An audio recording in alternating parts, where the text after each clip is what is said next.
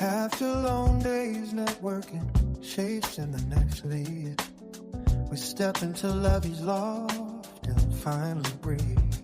This is just business, conversations that heal, where honest talk truth about what's real. We unwind. Hello, and welcome to It's Just Business. I am Lovie. This is our growth circle where we talk about real side of owning a business, the lessons that hurt, the pivots we didn't see coming, and how you actually build a business without burning your life down in the process. This is a community-driven space, and what I mean is that we learn from each other's stories. On some episodes, I will sit down with business owners to unpack their stories and to pull out the lessons that speak directly to your challenges. I'll also share my experiences, the wins, the pivots, and the hard truths. My goal is simple. I want you to see yourself in these conversations and walk away with insight that you can actually use. Today, let's talk about making business decisions without leading with your emotions. Have you ever made a business decision based on an emotion and regretted it later? Maybe you said, yes, this is a good discount. You didn't really want to give. Maybe you rushed into a contract because the opportunity felt urgent. Sometimes, let's be honest, we have to take care of overhead. We have to take care of staffing, payroll.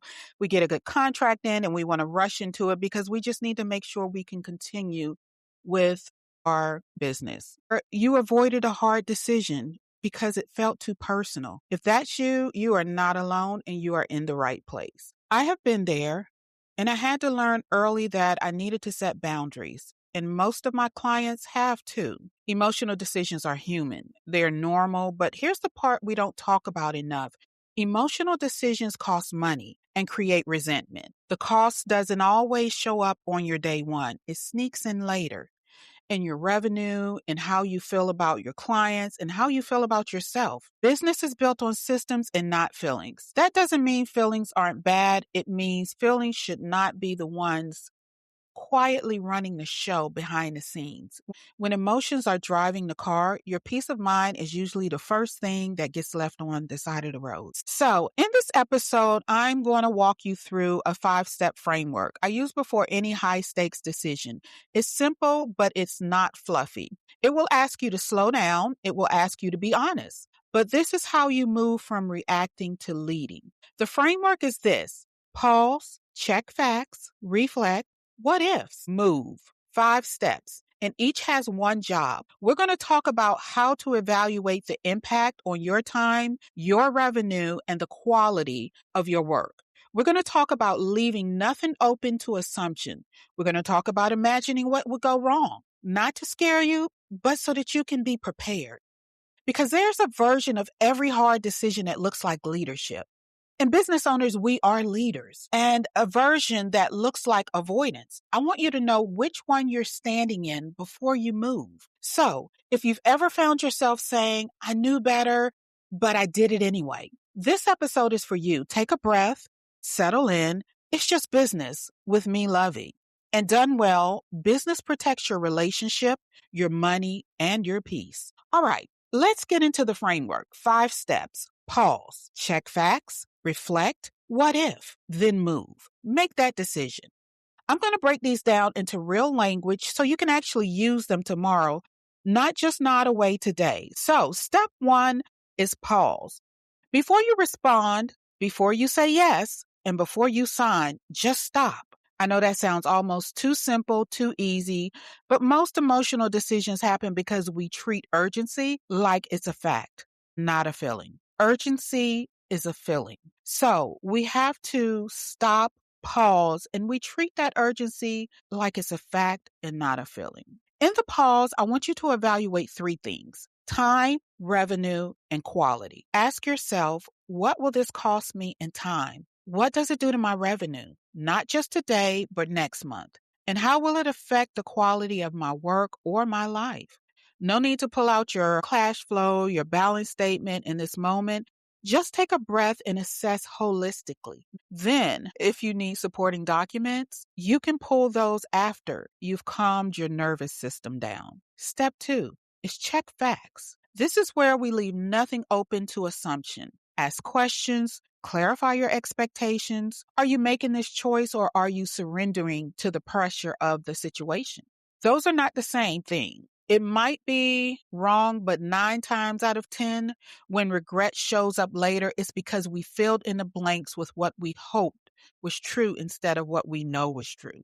So verify, validate what you think you know. Emotional decisions cost money and create resentment, and assumptions are where these emotions hide. So let's clarify those assumptions. Now, 3, let's reflect. This is where you imagine a decision failed. I know it sounds harsh, but hang in with me. Let's picture it not working out, then list every reason why it could fail. This is not about talking yourself out of the decision. It's about going with your eyes open so nothing catches you by surprise. When you do this, those hidden risks come to the surface. You see where you might need a stronger contract. You see where you might need a clearer boundary. This reduces emotional bias because you are no longer chasing the high of it. This feels good right now. You're accounting for the full picture. Step 4 is what if? This is the step most people skip because sitting with uncertainty is uncomfortable. But this step is not about doubt. It's about preparation. Here's where you treat your emotions like data. Identify what you feel. Are you anxious, excited, obligated? And label it honestly. I am obligated to fulfill this contract because I feel I owe it to this client. Or I'm anxious and I need to ratify this contract because I am looking at my overhead that needs to be taken care of. Well, let's look at the what ifs and stop and think. Then ask the harder question, what if I am wrong? What if the discount you gave a friend signals to every future client that your prices are negotiable? What if the contract that you rushed to sign because the opportunity felt urgent ends up costing you more than it returns? What if you are avoiding because it feels personal is exactly the decision your business needs you to make? Now, weigh your options, map the consequences on both sides. This isn't about being pessimistic. It's about going in with your eyes open. Eyes open means you are not blindsided later by results you could have seen coming.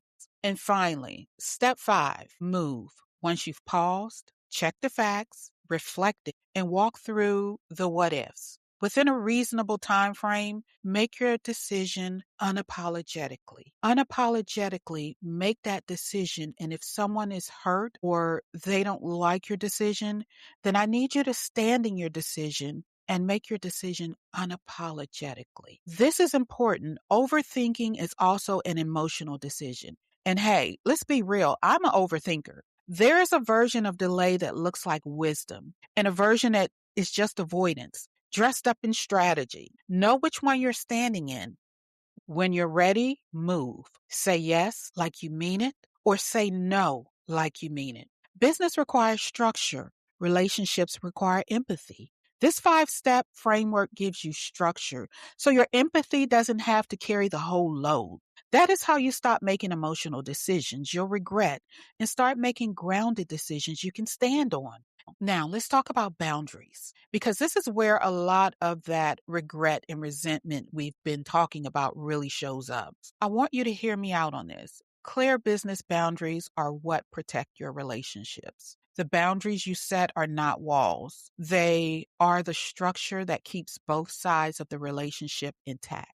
It is not personal, it is business. And done well, business protects the relationship. When your policies are defined, your relationships are healthy, people know what to expect. You know what to expect. When your systems are strong, your emotions stop running your decisions. You don't have to negotiate from your feelings every single time something comes up because your system already answered the question. So if this situation comes again, you've already gone through the process to know what your decision is because your system already answered the question. Let's walk through a couple of examples. Discounts for friends, for one. Have you ever given a friend or a favorite client a discount that you didn't really think through? In the moment, you felt generous, it felt kind, but later you realized you were doing more work for less money. Your revenue was impacted, your time was impacted, quality was there. If two of those are in your favor, you're already headed for a go. So let's repeat. But later you realize you're doing more work for less money, and now you're quietly resenting. What if that discount also signaled to them and to everyone they refer that your prices are negotiable? Suddenly, your generosity in one moment has rewritten the expectation for your whole business. That's how emotional decisions cost money and create resentment. So let's look at it this way. Your client or a friend wants a discount. I encourage you to bill them for the full invoice so that they know that time that they spent with you, or they know that product was $1,000. But you decided out of generosity to give it to them for $500. So when you build that invoice, and you invoice every single time, whether you're doing it pro bono, exchange, bartering, you always provide an invoice. You invoice that person, and in your invoice, you state whether it's in kind, if it's a discount, and return that to that person so that they see that your value is $1,000 for that product and not 500, which you charged. And then they are able to speak to what your costs are and not what the discount you gave them. I always recommend, don't give away your services without people knowing your value. Invoice, invoice, invoice. Whatever discounts or in-kind gifts you're giving, invoice. Give that receipt out. Let that person understand your value. It's up to you to show your value to customers, clients, potential or existing. Now, let's move on to contracts. Think about rush contracts. An opportunity comes in, it feels big, it feels urgent, and you sign quickly just to lock it in. But what if the contract you rushed to sign because the opportunity felt urgent ends up costing you more than it returns? Again, monitoring that revenue. The cost doesn't always show up immediately.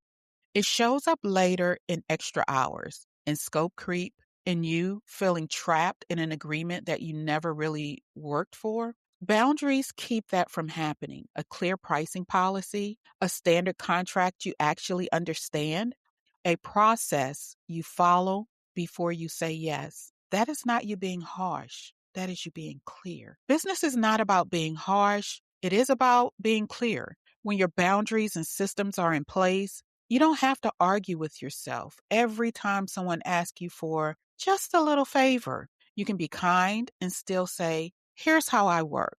Here's what it costs. Mm. And this is where work-life balance comes back in.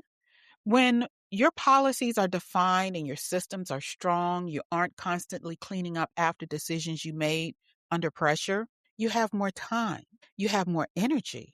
Your evenings aren't always spent fixing what daytime you agreed to do. You become the anchor in your own business, not your clients, not their emergencies, not your fear of missing out. You stand for you. You stand for what you believe you need to do to keep this business sustainable. So as we close this episode, I want you to remember, treat your emotions like data. Use the 5 steps. Pause, check facts, reflect, what if, then move. Let your boundaries and your systems protect your relationships, your revenue, and your peace of mind. This is just the beginning of what we're building here on It's Just Business. We're going to keep talking about how to make clear, eyes-open decisions that let you run a business you can actually live with.